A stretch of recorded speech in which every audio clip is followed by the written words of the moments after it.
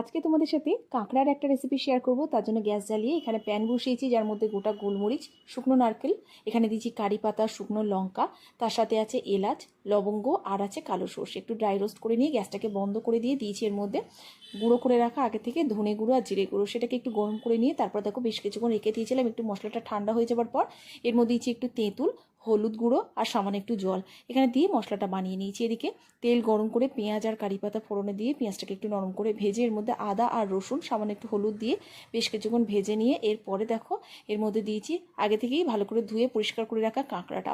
তার উপরে একটু নুন আর একটু লঙ্কা গুঁড়ো, কাশ্মীরি লঙ্কা গুঁড়ো আছে, দিয়ে ভালো করে এটাকে বেশ কিছুক্ষণ নাড়াচাড়া করে ভেজে নিয়েছি তেলের মধ্যে হাই ফ্লেমে। তারপরে যে মশলাটা প্রথমেই বানিয়েছি সেটাকে দেওয়ার পরে দেখো বেশ কিছুক্ষণ এবার কষিয়ে নিতে হবে যাতে কাঁকড়ার কাঁচা গন্ধটা চলে যায়।